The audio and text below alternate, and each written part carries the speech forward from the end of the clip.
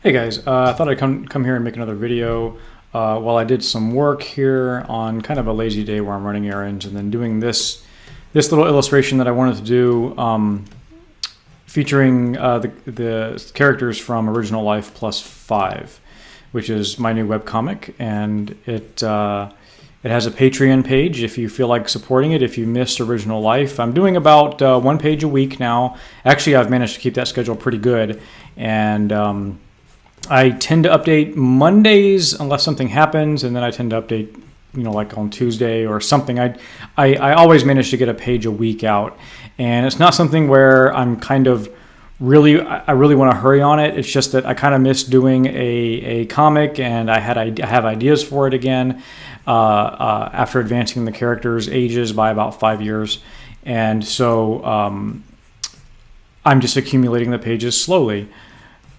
And once a week is about the schedule I've settled into right now.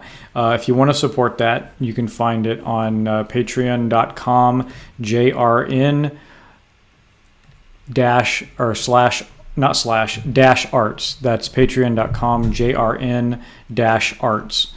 And that's my fully safe for work Patreon art page. For those of you who might not be familiar with me, my name is Jay Naylor, and I do most of my living. I have another Patreon for just my adult stuff, and that's under patreon.com slash Jay Naylor, which is just my first and last name slammed together.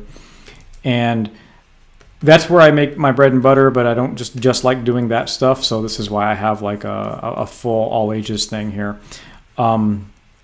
And it is mostly furry stuff, and I try to do stuff that's a little bit cut above most just sort of, storyless adult material and whatever you want to call it.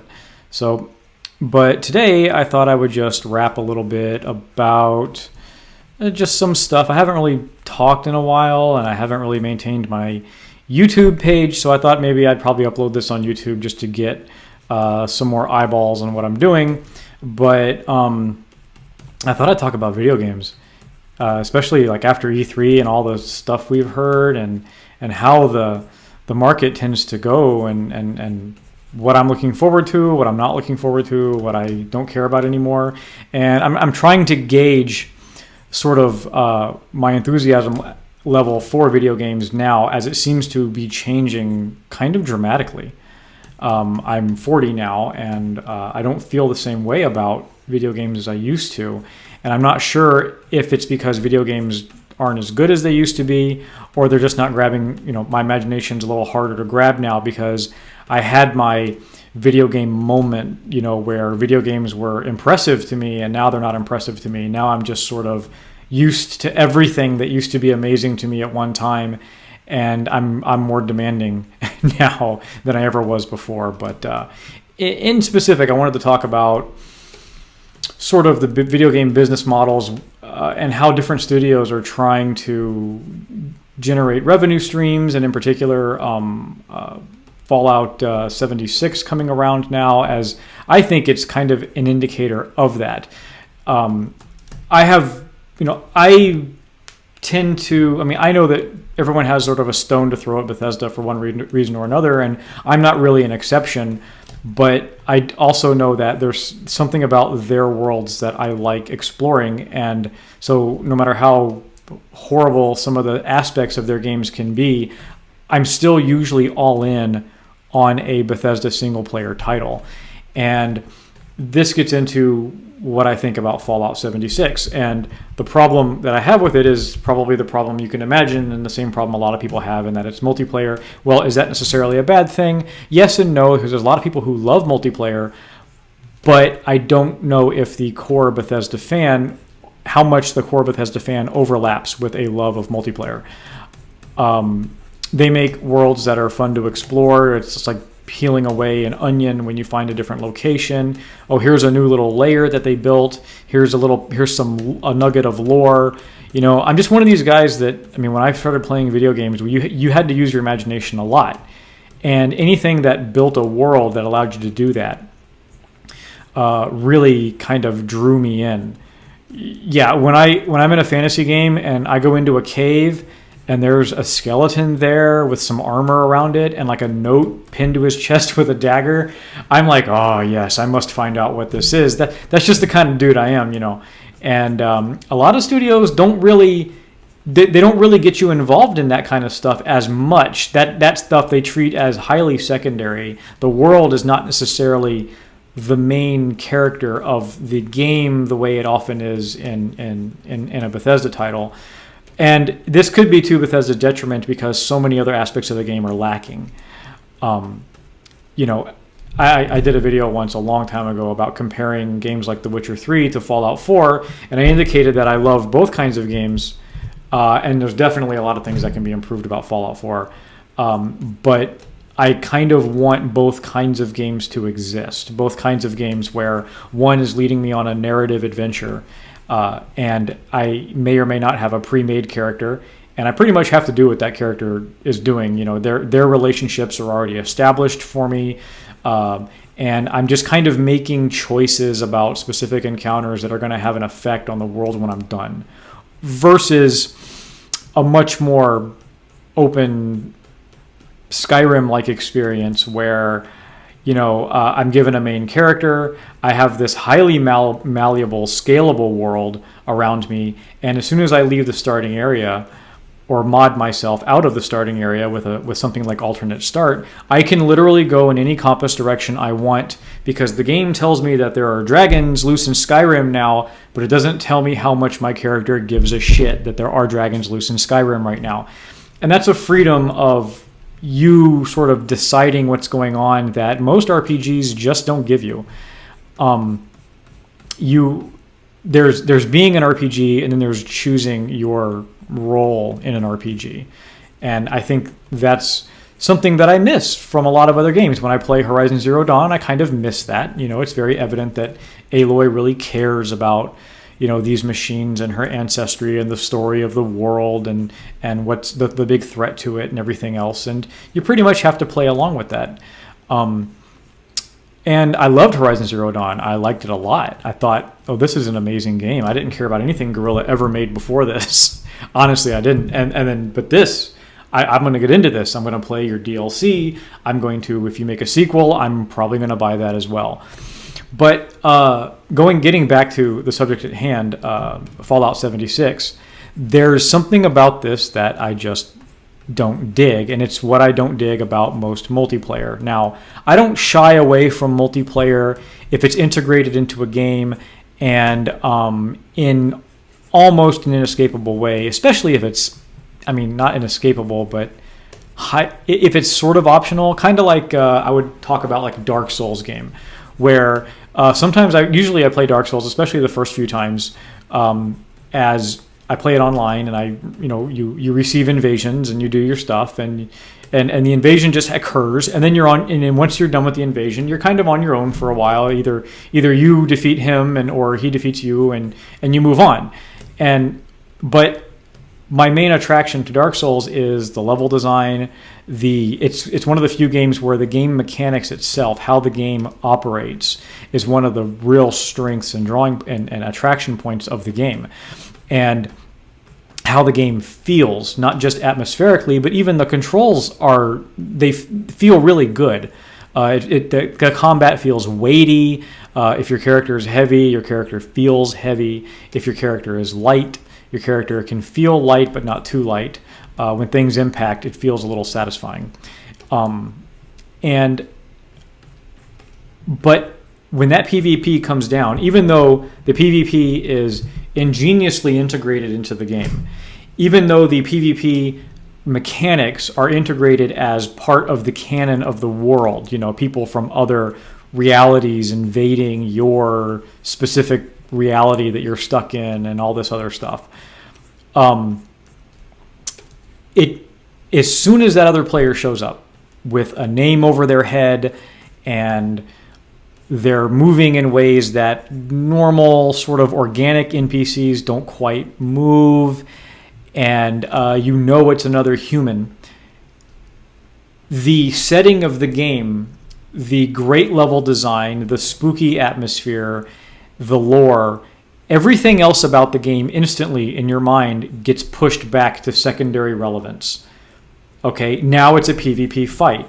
And I know people who play Dark Souls solely for PvP. They will do PvE just enough to get their character to the meta level.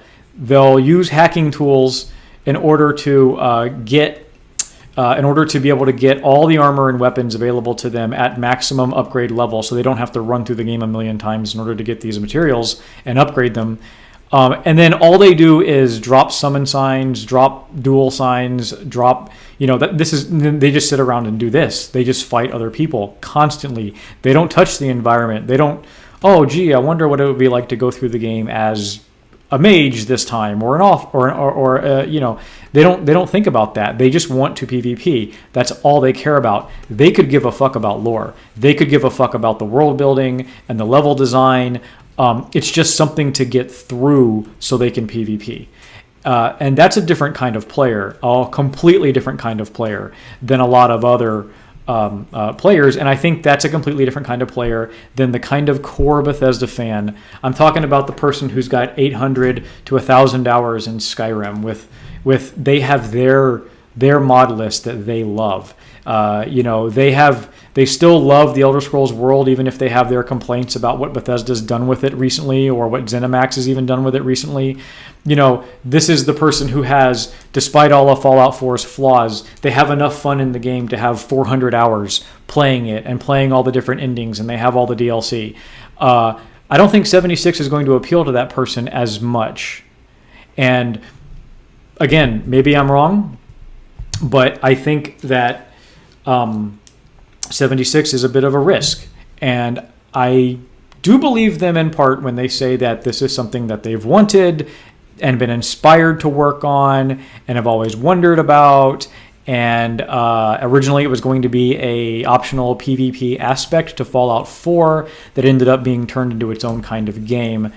And I don't doubt them that they do have fun in these kinds of things and that they like what they're doing. But at the same time, I also am fairly certain there is a strong financial consideration for doing this. This is a part of a business model. And I'm seeing this in AAA games now more than ever. And fans are getting wise to a lot of the slippery, shitty ways that companies try to do this by finishing this giant game and then cutting out pieces of it as day one DLC and stuff like that. And they don't like that. And companies are wise to that now.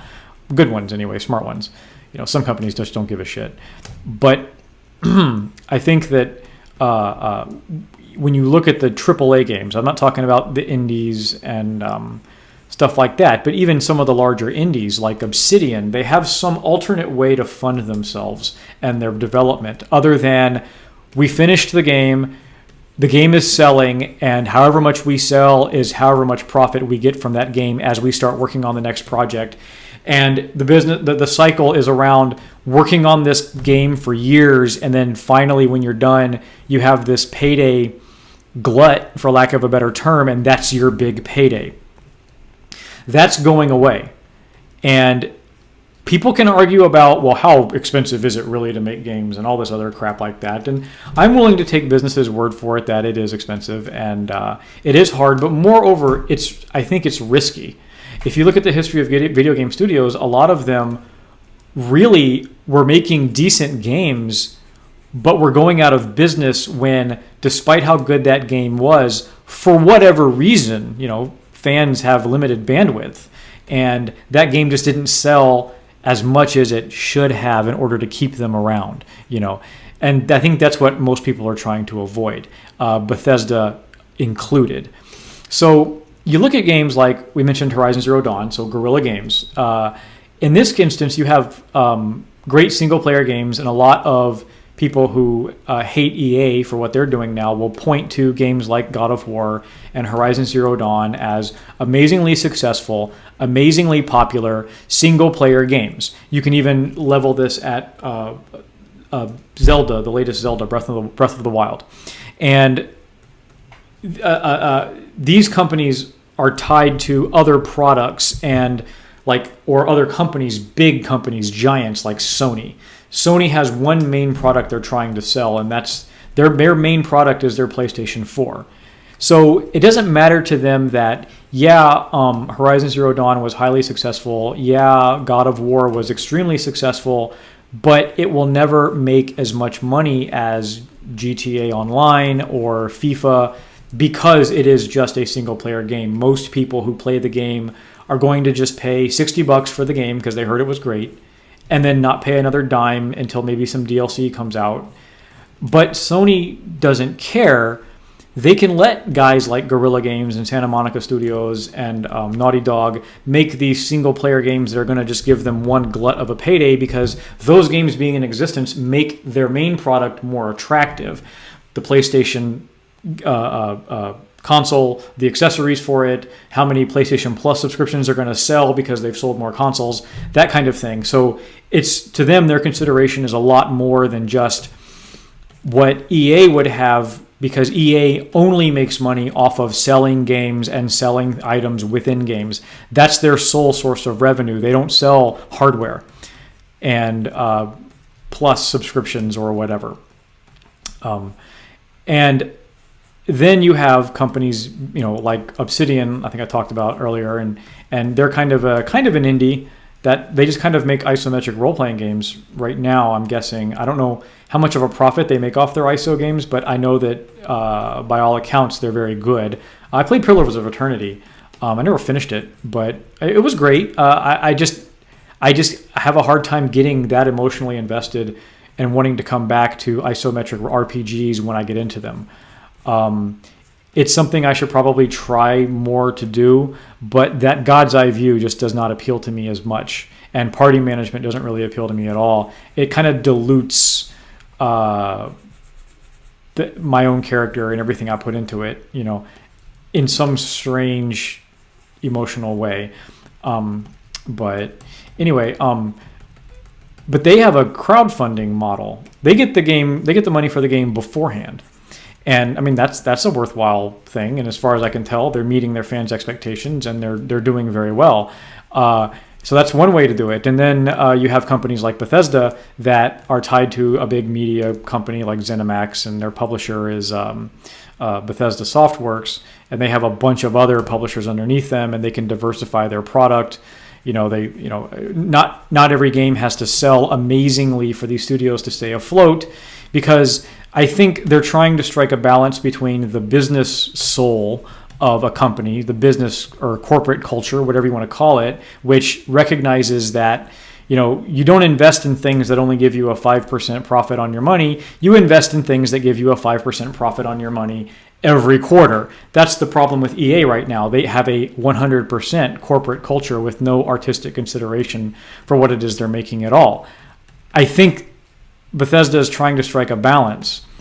So they want to generate the revenue streams that don't rely on just payday gluts, the steady stream of income, the Fallout shelters, the freemium Elder Scrolls Online model.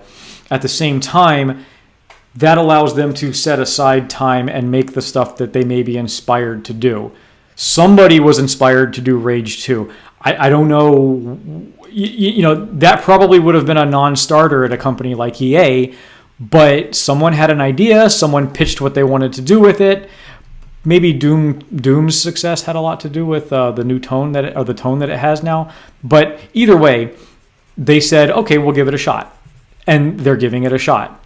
And then you have, they still want to make their single-player games by all accounts. They want to make their Starfields and their Elder Scrolls 6s, which is why I think they announced those games even if they didn't really want to, because they knew what people would be saying if all they did at E3 was announce Fallout 76.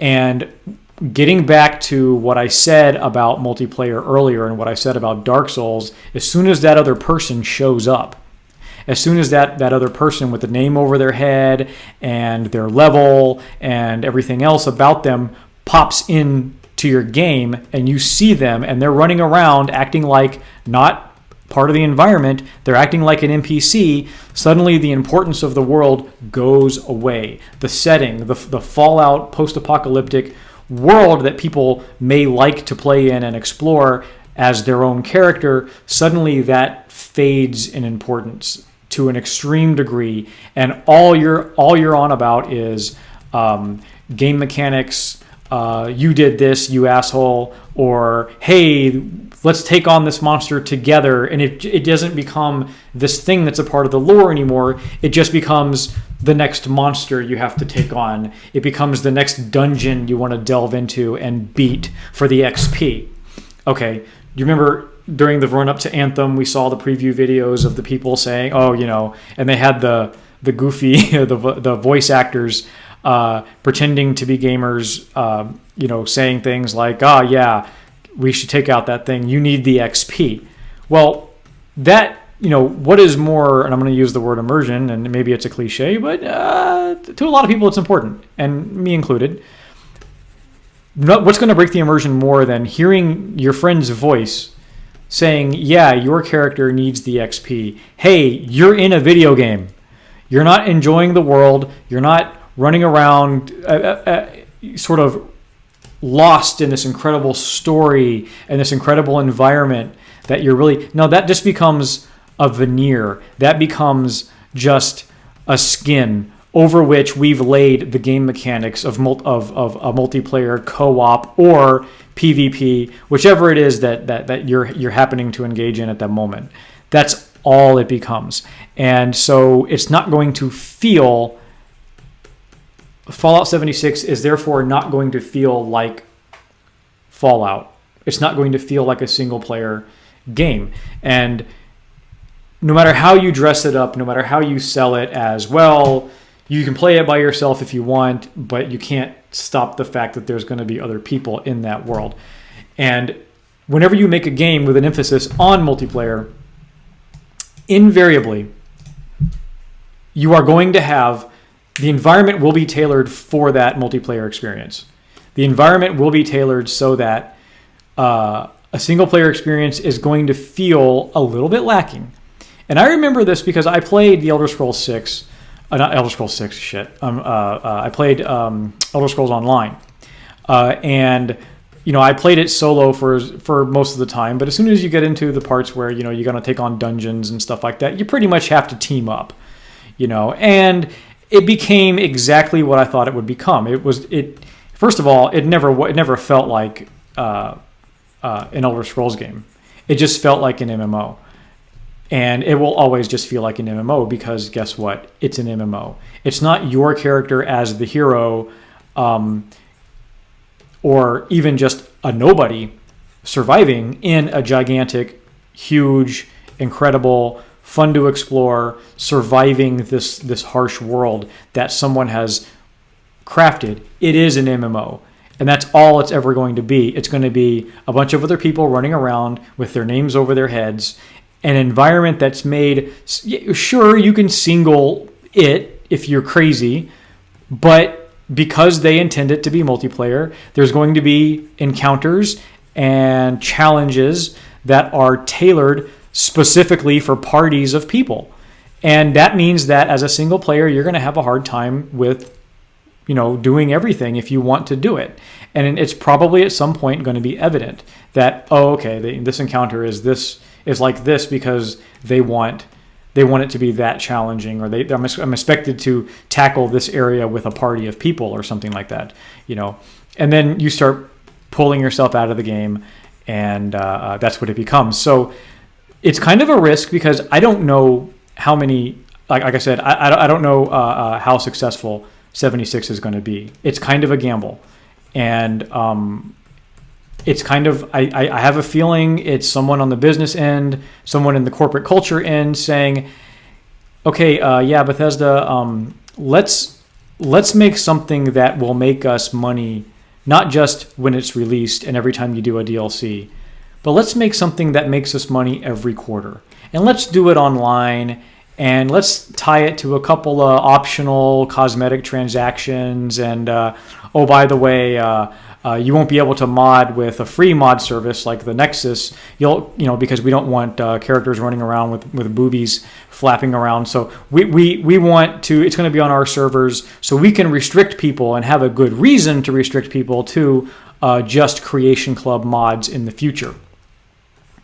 So you're going to have that aspect, and they're at the point where they need to make their game that is going to make FIFA money. I don't think it's going to make FIFA money, but it's going to make money like FIFA makes. It's going to make X number of dollars per quarter as people keep playing the game and keep buying those transactions while they work on their single player stuff. And then, because I guarantee you, they see the writing on the wall. And as badly as they want to do The Elder Scrolls 6 and Starfield, they know that their hardcore fans, the hardest of the hardcore fans, they're going to buy the special editions and the collector's editions, and it's going to come with all the little trinkets and jazz, and that'll be like $100-$120. But the majority of the people who just kind of like their games or like their games enough are going to review it or whatever. They're going to pay $60 for the game, and that's it. And then they're going to wait and see what the DLC is, and if it's story DLC and not, Wasteland Workshop DLC, they'll probably pay $60 for the DLC, and that's it. Or it's not $60, but they'll pay however much the DLC costs, $15, $20, $10, whatever. They'll pay that for the DLC, and that's it. They're not going to pay microtransactions. It's going to live on their hard drive. They're going to want to mod it themselves. They're going to go to Nexus, where all the mods are free. They're not going to go to Creation Club. Some people will. Very few PC owners probably will go to Creation Club unless you have the best modders on the net suddenly going away from Nexus, not releasing their mods on Nexus, and only releasing their stuff on Creation Club. I don't know if that's something that's going to be possible, or if that's something that's going to manifest itself. The only way I see that really happening in mass is if Bethesda gets away from the pay the modder once model and they go to something more like Apple's App Store, where the modder gets paid and they only take 30% of each sale. And but I don't see people, PC owners doing Creation Club stuff because, one, they're used to not paying for mods. Two, they recognize they're not locked into paid mods, and three, they recognize that it is a pure business. This is how we can get money out of people thing. And if it was just paying real money for mods, I might be a little more lenient on it, but it ain't. This is, you have to buy currency for this modding system in increments. And you know damn well that increments mean we want you to pay a little bit more than you otherwise would for a mod you might want, So you have to buy in increments of $5, $10, 15 or 14, whatever the hell. And if the mod you want costs $3, you're going to pay $5 for it. That's just the facts. You're going to pay $3 for it, Jack. You're going to pay, yeah. So it's a scam. It really is. There's no reason you can't link it to real currency. Maybe someone can come up with a reason if there's weird regulatory restrictions on if you're actually dealing with money and stuff like that. I don't know. But when I buy something, like I remember Microsoft back in the day, and I haven't been to the Microsoft store in forever because there's no reason to own an Xbox right now. If you have a gaming PC and a PS4, you're set. Unless you really just love Gears of War that much, So I remember in the Microsoft store, you had to buy their little points credits jazz, and it was dumb.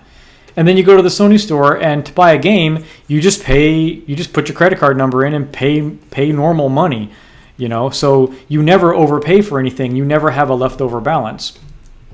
So, yeah, I'm wondering how much this is a thing, and as far as a business model, I'm wondering how successful it's going to be. I wonder if this is how game companies have to behave now in order to stay in business as large AAA release companies. Like, I really am, and I'm sure everyone has a take on it. But even CD Projekt Red has an alternate revenue stream. The company that everyone loves right now because they have a specifically pro-consumer stance, which is a business model in and of itself, one that I like. But they get money from goodoldgames.com. Their parent company owns that, and that gives them money. And every now and then they get a nice grant from the EU or the Polish government. So they're not fully out of the woods when it comes to, you know, getting some jack on the side that doesn't come from game sales. You know, they get some corporate welfare, you know, as a European company. So yeah, nobody's completely 100%. People love our games, and that's why we're profitable, market driven. Nobody. Everyone has either a transaction scheme. Everyone's either tied to a bigger company that kind of secures their position. Everyone's hedging their bets the way you hedge an investment portfolio. So one stock doesn't just completely drag you down if it tanks.